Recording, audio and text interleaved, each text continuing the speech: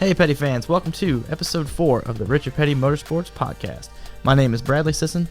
My name is Chris Sullivan. I'm the producer, and we are the digital media team here at Richard Petty Motorsports. That's right, and today our guest was the crew chief for a few different drivers in the Cup Series. Among those, Stanley Smith, Ward Burton, Gary Bradbury, Jimmy Hensley, Greg Sachs, Hut Stricklin, Steve Park, Darrell Waltrip, Rick Mast, Dave Blaney, Kenny Wallace. The list goes on. Needless to say, he's worked with a few guys. Yeah, there's some winners in there. Absolutely. Our guest is Philippe Lopez. He's the competition director here at Richard Petty Motorsports, and really enjoyed having Philippe on the podcast. It was a lot of fun. A lot of fun, a lot of laughs, good stories. Yep. He was able to take us back to kind of his early days coming from Texas, how he got into the sport, what he does now, some insight, really good insight for you guys. I think you're really going to enjoy. So give it a listen. Here's Philippe. Philippe Julien Lopez, born in Verdun, France, Army brat, and then grew up in San Antonio, and my position here, competition director for Richard Petty Motorsports. Thank you for taking the time to talk with us today. Appreciate you coming on board. This is awesome. You brought me in behind JD. That's not fair, but no, we brought you in behind Dale. Well, okay. Yeah. 8-time. He's twice as old as me, so that's okay. I can handle that. Yeah, if anybody, Dale caught the short end of the stick, unfortunately. So you said you were born in France, but aren't you originally from Texas, right? Yeah, well, I mean, my father was in the military, Army, so he met my mother. I was born in France. We lived there a couple of years, then we moved to Texas. That's where he was from, and basically grew up in San Antonio till I made the move out east to go work on race cars. What was that? What was that first position that you had that brought you here? Well, in San Antonio, I went to a pretty good high school, and there was a guy there named Ken Neal. He raced late models at the San Antonio Raceway. So I got a job like most people do when they enter racing. I swept floors. Right. And then from there, I got to duck work, and then from duck work, I got to bodies, and then just, moved on up. So we had a mutual friend. His name was George Hagee. He had ran the All-Pro Series out of San Antonio, young kid. And he moved to Alabama to go work for Neil Bonnet Race Cars for Frankie Grill. And he had a customer named Stanley Smith that he was just having a bad summer. He had a lot of wrecks and a lot of stuff was going on. And he said he was unloading the car on a Monday and it was pouring down rain. And he said Stanley was whooped. And George went up to him and he said, "You need any help? Because I know a guy in Texas that would love to come out here and work for you." Mm-hmm. So, yeah, Stanley called me up. My mom was in France visiting family. I flew to Alabama, came back, got the job. So when my mom came back from France, it was a little bit of a surprise that, she thought the car was packed to go back to Texas A&M, finish off my senior year. And instead, you're going to Alabama? I said, I'm going to go to Alabama, work on race cars. So that went over great. Oh, wow. Yeah. So how many people did Stanley have working for him at the time, or were you one of the first? I was, he had his sons working for him, and then he brought me in, and then from there we started to build a team. We ended up with a lot of people you probably know, Chad Knaus, mm-hmm. Joe Shear Jr., Butch Hilton, Ronnie Crooks. It was a little bit of a powerhouse team. We just didn't realize it back then. That was the early 90s. Mm-hmm. And so we ran the All-American Challenge Series, which was kind of an all-pro series that NASCAR ran. Stanley won his first race, I think, like 5 weeks later. Then we ended up winning 4 races that season. Then we won the championship. And then, we had it licked from there. Wow. I mean, we figured his son was doing cold calling, looking for sponsors. Mm-hmm. And he called up this little company in Dallas, Texas called Interstate Batteries and got a hold of Norm Miller, the president. Yeah. And those two hit it off, and the next thing I know, we're sponsored by Interstate Batteries, and we ran a couple of races for them, just local stuff. And then Norm said, what do we got to do to run on Sunday with them guys I see on TV? So, yeah, we went from All-Pro to Cup overnight. Just skip. Yeah, we didn't know what we were doing. Yeah. But we had a blast, and we had a lot of help. Hut Stricklin, that was all that Alabama gang, so Hut Stricklin helped us a lot. Donnie Allison came over. He helped us a lot. Donnie helped a tremendous, because Donnie knew the ropes, mm-hmm. and he could point us to what we needed to do. We weren't delusional. We didn't think we were going to go out there and win all these races. We just wanted to show up, make races, be respectable, And, it was fun times. Wow. It's not often you hear about, like, starting a team basically from scratch, right? And it was success pretty quickly. Scratch. Yeah. Yeah, we were buying old Bobby Allison cars, the Buick LeSabres, where the hood's actually wrapped around to the fender. It looked like a Jeep because Bobby had switched over to the Regals. And those were real race cars. When I say real, they had chrome bumpers, stock grills, and you had to put the screen on there, and your hands would be porcupined leaving that night, and real windshields, and it was a different time. Yeah, Dale Inman was talking on our last podcast about the grills and the mesh and all that. Yeah, he said he tried to get by with a little bit tighter of a mesh for qualifying one time. Dale didn't push the rules or anything, but I make not fun according to him. He didn't. I make fun of Dale because I feel like I came from that era, and I kid Dale that he came from Ben-Hur and working on those chariots, came up with the spokes and killing the wheels. So. He calls me some stuff afterwards. I've learned a lot from Dale. I mean, he's great. Yeah, we had a really good time with him last week. He told all the stories that you and I have heard. We were talking, but I hope a lot of people out there probably haven't heard those from his perspective, and they may have morphed a little bit over time. And if you hang around with Dale for more than 10 minutes, you're going to find out it ain't always been this easy, and you got to toughen up, son. So. I was looking through your racing reference here, and you've worked with a lot of different drivers. We talked about starting out with Stanley Smith, Steve Parks on the list, Darrell Waltrip, Dave Blenny, Hornaday, Tony Raines, Terry Labonte, Nemechek, Ward Burton. My question is there anybody that you haven't worked with? I think that covered everybody for the who's who. You can add Eric Jones to that list. Eric Jones, Bubba, and it's who was it? Suitcase Jake had that reputation of going around. I wasn't jumping teams on purpose. For some reason, there was a little stint there for about 10 years where I got this reputation that I was getting pretty good at starting up teams from scratch. Okay. So I don't know why. Well, I mean, you just talked about what you did with Stanley Smith. Maybe that had something to do with it. Yeah, but we didn't know what we were doing there. So, but I mean, I ended up going to Travis Carter's to get Darrell, that team up and running. They had already had Jimmy Spencer, so we just added on. Was one of the first employees for DEI on the Cup side. He already had the Uris and all that running on the Xfinity side.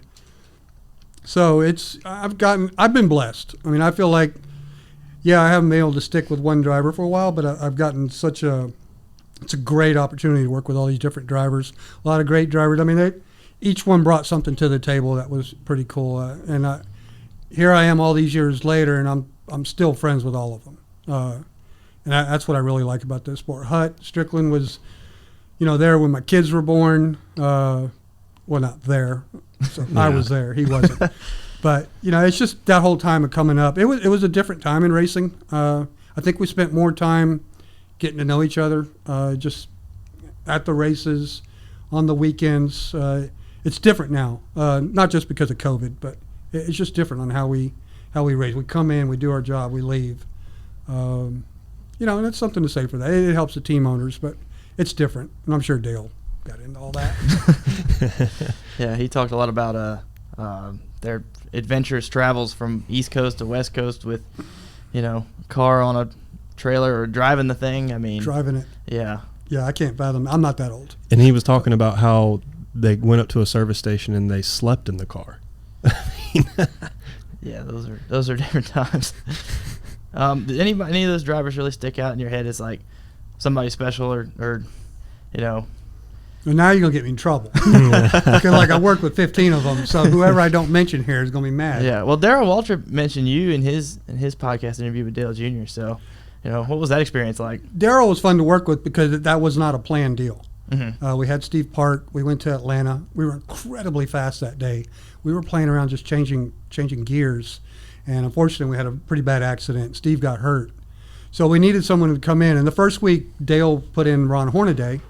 And Hornaday did a great job for us, but Dale was afraid that trying to run the trucks and the Cup was going to take his focus away. And Ron had just come off a championship, and Dale wanted to help him win another championship. So I think Darrell was having a little bit of problems with his existing team, with sponsorship and stuff. So he brought Darrell over.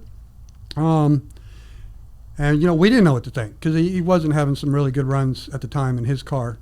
But I'm going to tell you what, he jumped in our car, and it took one race for us to figure out what to do for him. Mm-hmm. And this was like right towards the end of his career, wasn't it? Yes.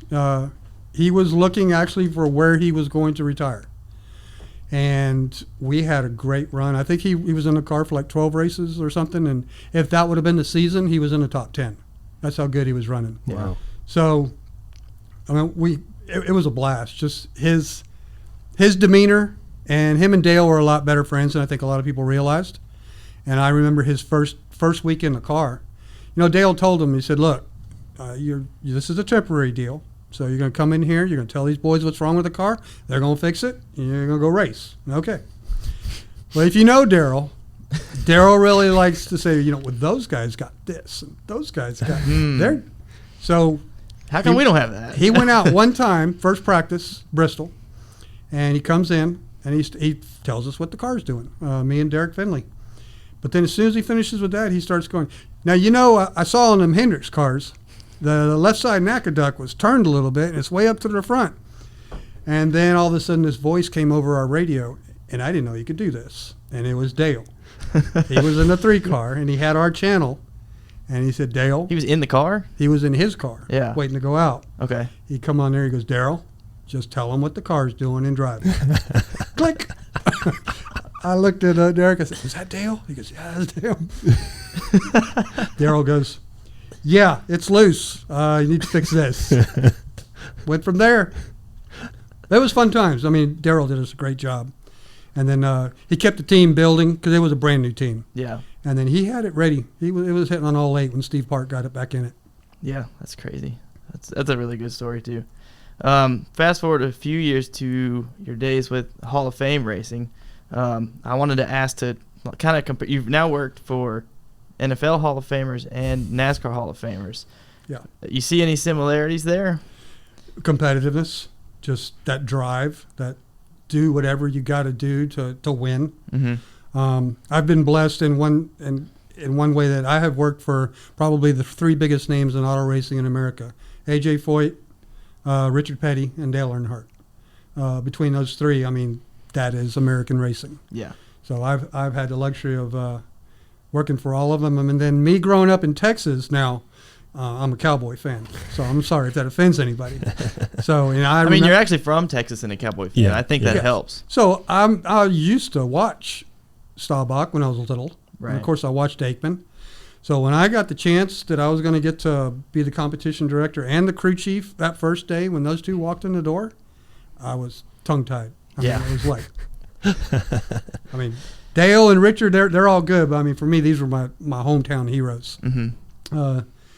They're awesome guys. And you know what? They came in there, and Roger's pretty funny. Roger's a really businessman. And Staubach said, look, I don't know anything about racing. So we think this is going to be a pretty good deal. We got good sponsors, so just keep us in the black because we heard these things can go into red pretty easy. And he goes, and I'm happy. And then Troy's just like, when are we going to win? We're working on it, Troy. So you kind of had the business mind, just keep us afloat, and the other guys like, we got to get it in victory lane. Yeah, Troy showed up. Troy came to quite a few races. He'd bring guests, and we had Terry Labonte started it out. So that was another boyhood dream of mine because Terry was the only one who made it out of Texas, really, for racing, other than AJ. Uh-huh. So Terry was actually our first track champion at San Antonio Raceway. So I kind of followed Terry. So got to crew chief him, and then Tony Raines came in after the first 5 races. And, yeah, we had pretty good time. You remember a time where Troy Aikman stormed out of the hauler because of something JD may have done? Now that's a lot of things. I don't know which story JD might have told you.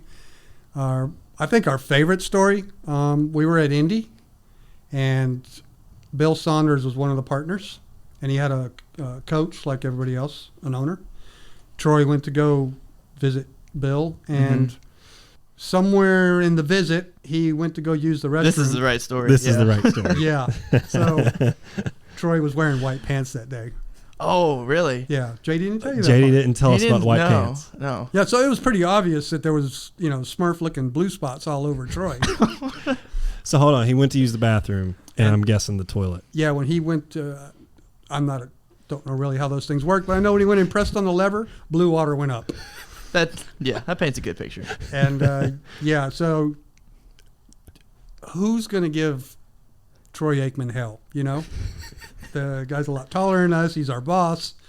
I think JD might have pushed a few buttons right there, but it was funny. Well, so do you remember what JD did? He told us what he did, but he told us after we ended the podcast. Do you remember what he did to have him storm out? No. So what he told us was that Troy came into the hauler, but before he came in there, you had briefed the team and said, hey, because you heard about it, and you were like, hey, guys, Troy's not in a good mood. Just kind of leave him be. Don't make a big stink out of it. Big stink. No pun intended. So he said he walked in and was, you're having like a team meeting or something. Everybody was standing around, and he said he just kind of leaned over to him and took a big whiff. It was like, you smell that? He didn't say. He's like, I didn't say anything, but apparently it caused Troy to storm out of the hauler. I knew it was involving JD and he had done something, but I never got the true story of what happened. Well, that's what JD told us. Yeah. So that's the story. I believe now. it. I wouldn't. Just so you know, I've had to fire JD 4 times in the last 20 years at different places. So he keeps coming back, and I'm stupid enough to keep on hiring him. So. Oh man. Well, that leads me right into my next question. What do you look for when you're assembling a team? You talked about being like crew chief and competition director. What kind of like separates those two roles? Well, the crew chief really needs to focus on his driver, his car. And as a competition director, we try to give him all the tools and the surrounding cast so he can do his job. If Jerry, in this case, and Jerry Baxter, who does us an excellent job, if all he has to worry about is that race car and Eric Jones, right, and not uniforms and hotels and engineers and software and all the things that go into a team. Imagine just running your household.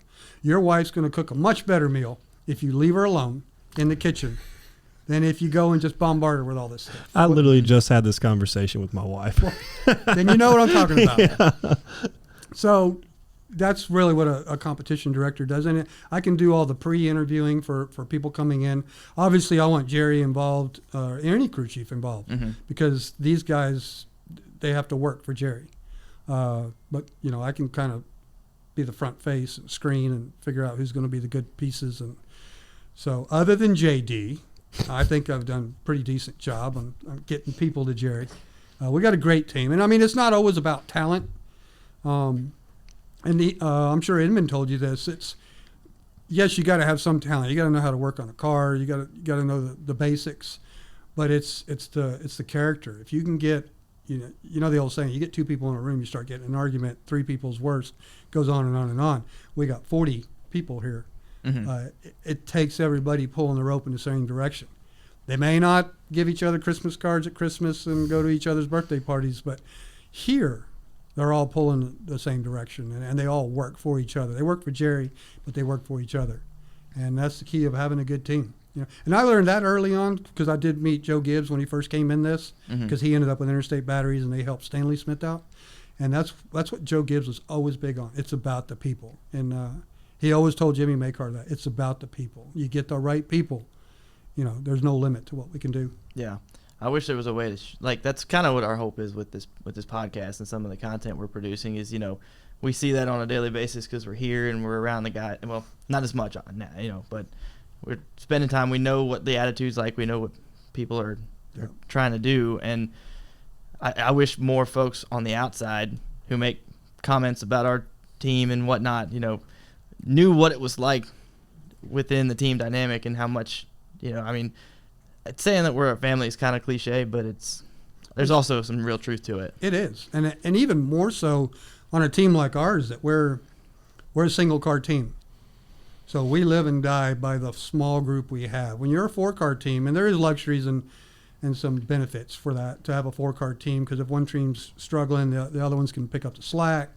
And all through the business, there's checks and balances, but on a single car team, we're it.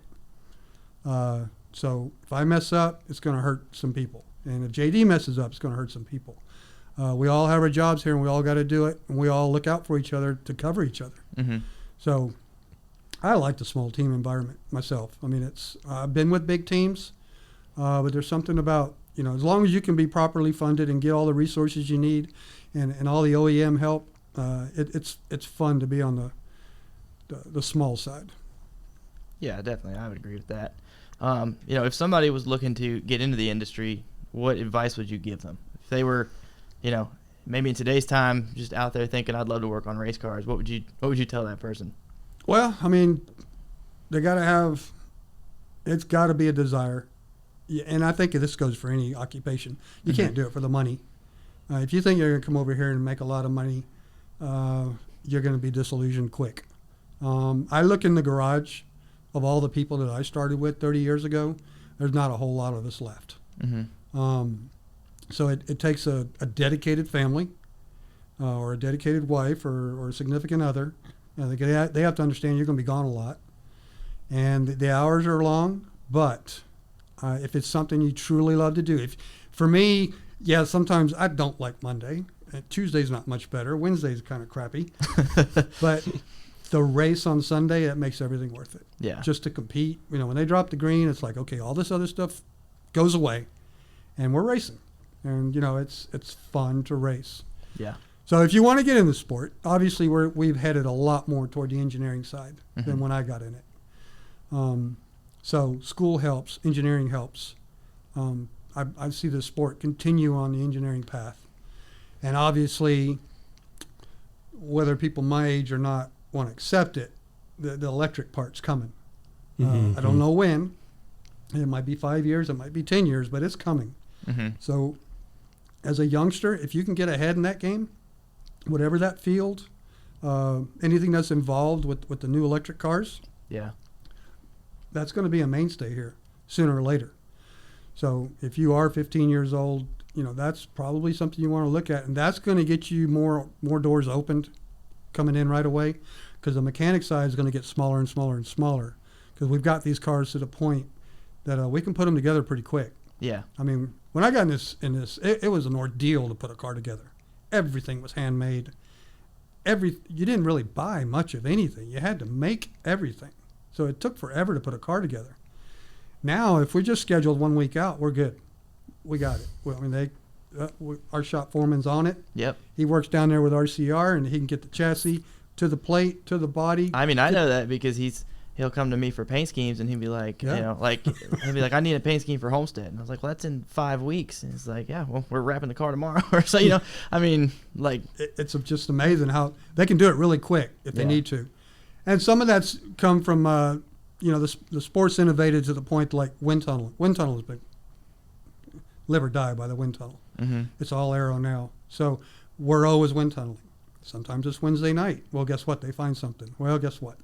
Got to go to work Thursday morning before that car gets on the trailer. Yeah. You have to do that to stay competitive, because the Joneses are doing it, which we got a Jones now. So that's going to work out good. So if we've got a 17 or 18-year-old listening, about to go to college, interested in engineering, don't really know what part of engineering they need to do, if you're looking at a resume, what type of degree are you looking for? What type of experience? Right off the bat, we look at mechanical engineering and aerospace engineering, or aeronautical, however they want to, depending on where you're going from. Mm-hmm. I may show a little favoritism if anyone goes to Texas A&M. Hired, you're done. Come on in. How about my wolf pack? We're going to hire people from the wolf pack? We whooped you guys good 2 years ago in the bowl. I only remember because my daughter just graduated from NC State. Very proud of her. She's number 1 in her class. But we went down to Jacksonville for that game. And she was all in red. Oh, yeah. I was all in maroon. And Dad bought the tickets, so guess what side we were sitting on? Oh, yeah. The maroon side. As soon as we walked in there, she goes, Dad, NC State people are over there. I'm like, yeah, but you're right here. Yeah. Great game. Yeah. My dad and I both went to Virginia Tech, so we get to sit on the same side. There you go. Yeah, works out well. That helps. What did you study at A&M? Mechanical engineering. Okay. So, but that's what really we look for the most. Those two, but Civil engineering is going to get you in the door. Obviously, as this sport heads toward the electric cars, any kind of engineering that's going to help on that platform, that's where we're going. Yeah. That kind of leads into my next question as well. So, I was going to ask you, how has racing changed the most from your perspective over the years? And we talked a little bit about that. Let's say, hypothetically, they gave you the reins and said, Philippe, you can implement one change to today's NASCAR. What would you do?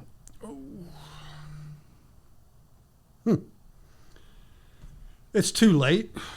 I would have, and this will not be a popular opinion, I would have never let the cars get down on bump stops. I know why we did it, Right. And it's the way you had to go. Mm-hmm. But some For of those listening that don't know, bump stop. Well, we used to run cars on normal suspension. You had 4 springs, and the cars went up and down. And you've seen the pictures of the old cars. They're coming around the corner, and the left front's hanging on the ground. And Yeah. it's aerodynamic F all the way. F. There is no aerodynamic. So, but now I guess the IMSA cars and the Indy cars, they all went that direction. Low platform, keep it at a certain height all the way around the racetrack. So the only way to do that is basically take the springs out of the car and you put them down on a piece of rubber, and the car just sits there like a go-kart. Mm-hmm. It has led to a different type of tire, because Goodyear has to chase the model that we're running. Back in the day, when cars were flopping all over the place, Goodyear just put soft tire on there. The thing slowed down 3 seconds on a tire run, so we had tire management. That's gone in our racing. We don't do that no more. Now every lap's pretty much a qualifying lap. There's a few racetracks where you got to save your tire a little bit, but these drivers, they earn their money. They're going fast every single lap. If they cool it, it's just for a corner because they got to get going. And that's just part of the way the sport's gone, being on bump stops. So yeah, if I could spin the wheel, Yeah. I'd go back to when the cars were all floppy. Yeah, I think that's a great one. You want to take a quick break, Chris, and hear from our sponsor? Yeah, I think speaking of high performance, we should talk about our sponsor, Petty's Garage.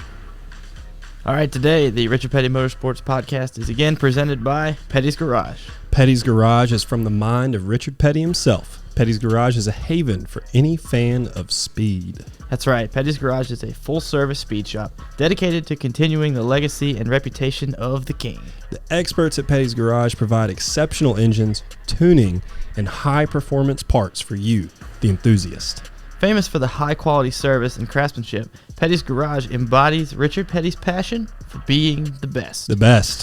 Whether you're adding on to a current project, upgrading your ride completely, or just need our tuning department to squeeze out that last little bit of power from your engine, you can trust Petty's Garage to give your car performance that the King would be proud of. That's right. Petty's Garage has you covered, so visit them online right now at pettys-garage.com. All right, let's go back to the beginning where you mentioned a name that was kind of a big name, was Chad Knaus. And I know he's mentioned your name before in some interviews and stuff. Talk about when you brought him on board and if you kind of saw some potential there. Or Yeah, we had one of the races we ran was Rockford, Illinois. Mm-hmm. And so we got to know some people there. And people from up there were hearing that, Stanley, we got interstate batteries. We're going to start running cup races. So we started getting some interest. And Stanley got a recommendation for a couple of guys from up there. And one was Joe Shear Jr., and the other one was Chad Knaus. Mm-hmm. We had already hired Butch Hilton, who was also from Rockford. All three of them raced in there locally. So we had already had Butch for a couple of months, and Butch was great. So when Stanley come down and said, "What do you think?" I said, "Well, Butch is fantastic. The other two, if they're like Butch, we're going to be great." Yeah. So here they come. We all come in the door. We never told Butch what we were doing. So one day, here comes Joe, and then here comes Chad. And then so they're unloading their boxes, and they're getting ready. And did they both know that the other had been hired? I've got to believe they did. Mm-hmm. And I, of course, just thought it was two guys coming from Rockford.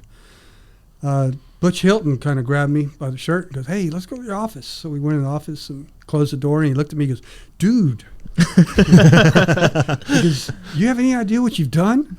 And I'm like, what? He said, you got Joe Shear and Chad Knaus out here. They're going to work here? And I said, yeah, why? He goes, they don't like each other at all. Ooh. And I'm like, what do you mean they don't like each other? He goes, well, their dads are the two hot shoes at Rockford, Illinois. Oh. He said, those two, they're always the ones going for the track championship. So they think they're cheating, and they think they're cheating, and it's not been good blood for a long time. And I was like, oh, God. So I ran up to the house and told Stanley, I said, Butch just said these two don't like. He said, well, just watch them. So, okay. Stanley stays in the house, and I get to work them. So it worked out. Yeah. You could tell there was a little animosity. I think a lot of that went away as time went by. I think we only had one thrown wrench. Okay. I'm not going to say who threw the wrench, but it was right after someone's Ziz wheel exploded, and a piece of Ziz wheel flew by one guy's face and stuck in the wall, and then that's what prompted the wrench, and we all had to jump in. Ooh. Like I said, I'm not going to name who was who and who threw what. Right, it's not important. Yeah. But it was an interesting time for a while. But no, I mean, both of them are excellent crew chiefs now, obviously. Yeah. And Chad's Chad's Chad. It's amazing what he's done, and we're all just super proud of him. But Joe, on his own right, is a great crew chief. I mean, him and Sauter have been awesome what they've accomplished. And, Butch Hilton, too. Yeah, Butch Hilton's jumped around. Crew chiefs a lot of trucks and Xfinity. So it was fun times back then. It was fun while I was in the mix. Yeah. Yeah. If only you guys would have known at that time, where everybody was headed. Yeah, we had no idea. Yeah. We have no idea. And like I said, when we all broke up, because we lost our main funding, so everyone started taking off, and none of us really went to cup jobs. I went to Florida to go work on a late model. Oh, wow. And I think Chad, that's when he went to go work in the paint and body shop at Hendrick. Chad's probably the one who got the earliest jump. And then I'm not really sure where Joe and Butch went. But, Butch went to go work for A.G. Dillard, which was the Ward Burton Hardy Chevrolet. So it was about 6 months later, Butch calls me and say, hey, they need a crew chief come up here. You want to come up here? And I'm like, sure, why not? Talk about radio communications with Ward Burton. There was none. I had Ronnie Crooks with me, and half the time when Ward would say something, I'd go, what did he say? Ronnie goes, I don't know. Let's just free him up some more. And Ward was, you asked earlier about drivers. Yeah. Ward is one of the most talented persons that I've ever worked with. No fear. Wow. Zero. I kind of see that with the videos he posts to Twitter holding snakes and stuff. Yeah. Well, I mean, he's got some issues on that side, but from a driving standpoint, but he was so fiery competitive. We were at a Charlotte race, sat on the pole that night. Sunday the race started, and he was flying. I mean, flying. But if you know Ward, he was complaining the whole time. Mm-hmm. It was like, gee, Dave, Philippe, the car's doing this, and I can't get a corner. It won't turn. It won't. And the whole time the spotter's going, clear. You were like, Ward, you're leading the race. So what Ward, do you want me to do? That's exactly what it was. About after he finished his little tirade, I'm like, okay, well, you're P1 right now. What exactly do you want us to do to this thing? I am. So, yeah. I was actually at Petty's garage this past week, and one of the guys that works there was telling us a story. It's funny you mentioned Ward Burton. Was telling us a story about Ward at was it a Caterpillar marketing event? And do you remember what he said? No. Well, he's at a Caterpillar marketing event. The cat scare. Skid steers. Bobcat. Oh. Because somebody asked him, what piece of equipment would you want? And he said, I'd like to have one of them Bobcats over there. Yeah. Ward's, that's a big no-no. Yeah. You know what? And you really wouldn't think much about, Ward's accent and how he talks. I love him. Yeah. Everybody does. But it's not until you meet his brother that you're like, did you guys live in the same house? There's no way. Right. Because they don't talk anything alike. And I think Jeff's the one who jokes that Ward lived on the south side of the house and he lived on the north side of the house, and that's where the accent came. Yeah. I always loved Ward growing up. Oh, yeah. He was fun. Yeah. That's a great story. I've been told that you are the largest stakeholder of Big Daddy's barbecue sauce. Oh, God. All right. correct from earlier. JD's now fired 5 times. 5 times. JD? How did that come about? Well, I worked for another team. He texted me that this morning, by the way. Never mind. Yeah, Larry Hedrick, great guy. He just passed away recently. But he was looking for a sponsor that winter, and these people came up, Big Daddy's barbecue sauce. And they said all the right things. Sounds like a winner. Not only did they say the right things, I bought it, and I bought stock. And I bought a lot of it. Because I was like, these guys are going, international. I mean, this is huge. Yeah. I think my purchase was probably half the sponsorship. That came back to Larry, and they disappeared. I still have the certificate. It looks really good, all those shares. I think it's split 1 billion times. Do you have it framed up and hung somewhere? I have it in the back of a filing cabinet where I keep all my tax records. So when I need a laugh, thanks, JD, for bringing that up. There's also a story about a bobblehead that we were going to bring out here during the middle of the podcast. Which bobblehead? Which one was it? Well, it's the one that's sitting on his toolbox out there. The Ollies. Yeah. Yeah, Ollie's. Yeah. That was our sponsor for Dave Blaney at Bill Davis. And I don't look anything like that guy. But according to JD, I look like that guy. With the white mustache, and he looks more like Einstein, and that's not me, but yeah, that one caught fire in the garage for a little while. Thank you, JD. We got to talk about our adventures at Indy 2 years ago, which Philippe set me up for failure, is what happened.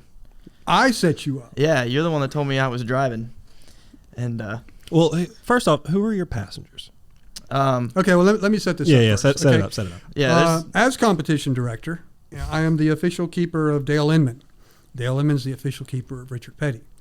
So after a race, I make sure we all get together, we get in the car, and we go hauling to the airport. I know what those two can be like. Sometimes it's a peaceful trip, and if things get hectic, it cannot be so peaceful. If you've ever been to an Indy race and seen the 400 yellow shirt people that they have directing traffic, you know it can be hectic.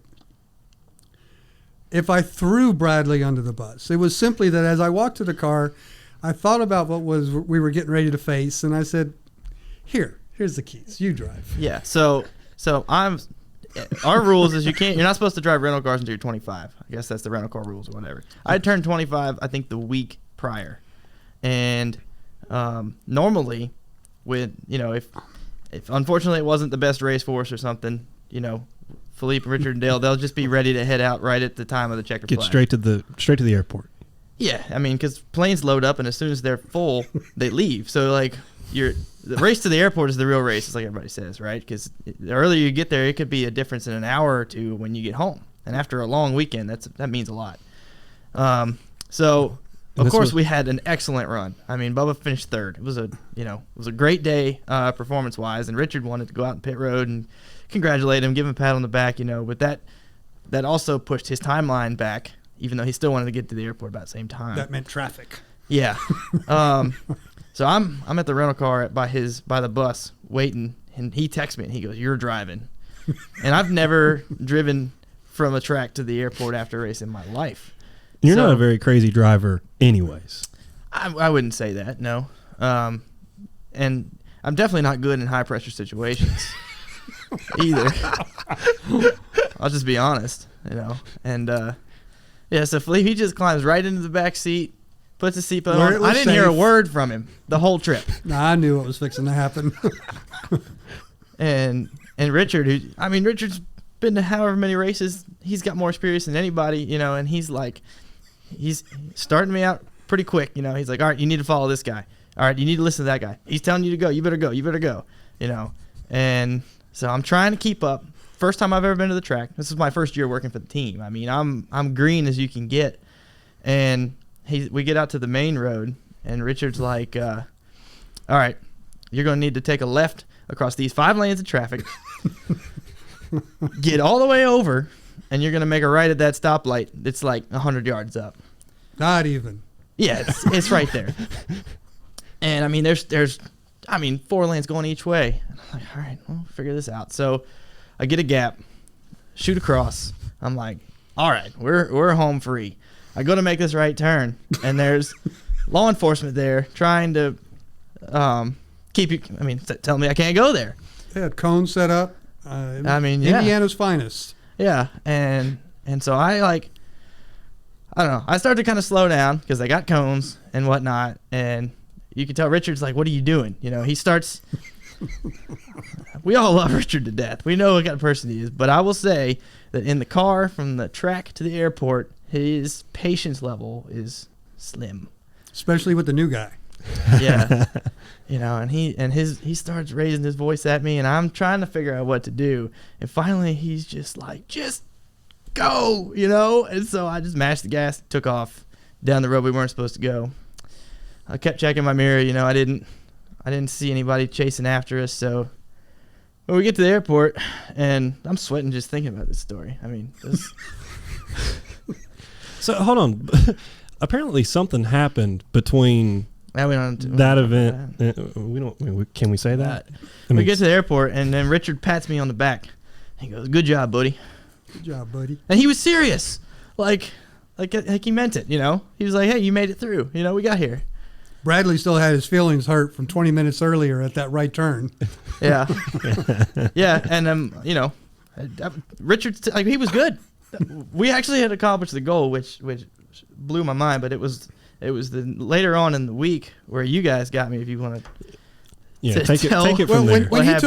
When he took that illegal right turn against what the police were directing him to do, he got very close to one of them.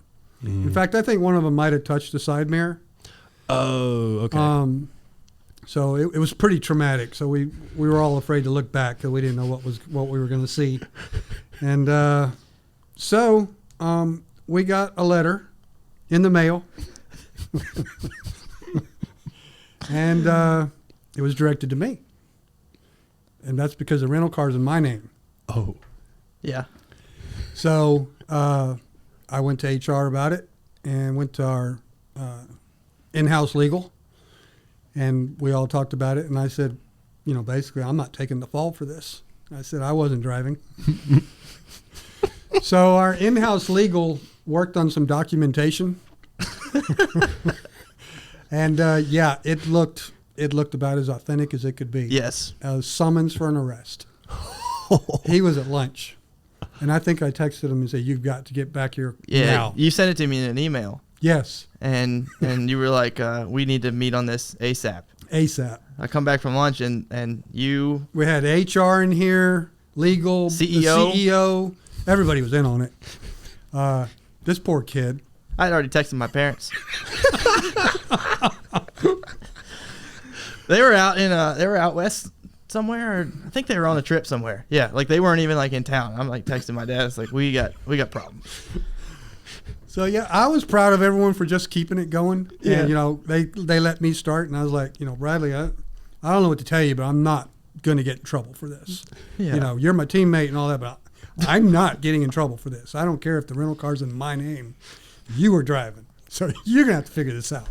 So he looks at Bill, our in-house legal, and Bill's like, "Ooh, this is serious, guys. I don't know what." This is our lawyer telling me he can't do anything for me. That's the last thing you want to hear from your lawyer. Yeah, he said, I looked at this up and down 10 ways, and you're out of luck, basically. We made poor Bradley sweat for about 10 minutes, but yeah, we finally broke it to him. It took a little bit, but after a while, it was one of the best pranks I've ever seen executed. You ever done anything else like that to anybody else? Not that bad. The look of relief on his face, which we all felt bad afterwards. We're like, oh my God, did you see Bradley? He's about to have a heart attack. Yeah, Bradley doesn't do well under pressure. No. So I couldn't imagine. No. Come through like a champ. It's an amazing story, though. Like I'll tell that story for the rest of my life for sure. The only other thing, I think I've got someone good, and it was on a national level at DLP, Hall of Fame, 96. Tony Raines was driving, and Tony really liked to come by the shop a lot. As far as one of the drivers that stayed engaged with the crew, he was great. He was there about every other day. He came in one day, and he had a big interview on, at the time, Race Hub, whatever it was. They were shooting on South Charlotte. So he came by the shop first. He goes, I'm just going to see all the guys. I said, okay. So we'll go talk to everyone. I said, don't waste no time. That thing's live. He goes, okay. Our PR guy, Chip Crowley, was going to take him down there. So Tony leaves. I look down in my office, and Tony's sunglasses are there. So I don't know why. Well, I took out my black Sharpie, and I started coloring the nose guards. And if Tony was back in the back talking to the guys for 20 minutes, I colored on it for 19. This is Charlotte summer where the humidity is 100%. Yeah. And so, hey, Tony, here's your glasses. You need to get them. So he left. I forgot. I just forgot. And I knew Tony was on TV that night. But you weren't thinking about... I was not thinking. And about 6:30, he calls me. And he goes, you son of a... I was like, whoa, what's wrong with you? He goes, you just made me look like a heroin addict on national TV. I was like, what are you talking about? He goes, my eyes are black. I said, you didn't film like that. And he goes, yeah, I did. And I said, well, wasn't your PR Crowley with you? He goes, well, he didn't say anything because he thought I just didn't get enough sleep. Oh, my God. So we all ran home to watch it, and sure enough, he has black eyes. The whole segment. And nobody said anything to him. Oh, man. 2 weeks later, at the VIR test, he pulled my drive shaft out of my Tahoe and left me a little wrench. So after the test was over with, he got me back. Yeah. That's a great way to get somebody back. Oh, man. Yeah, especially when it's raining. It was not fun. Oh. Man. Anything else we want to touch on before we wrap up, Philippe? New driver, Daytona's coming up. Man, we're excited. Yeah. Obviously, Eric's proved a lot of things, and I think he's got a lot to prove. And we're trying to put ourselves in a position. I feel like we're in a good place with RCR, cars, motors, crew. Our pit crew is phenomenal. Yeah. They clicked on something halfway through last year, and all of a sudden their ranking they started climbing and climbing and climbing, and then we were above. I hate when they say that. Well, you're overachieving.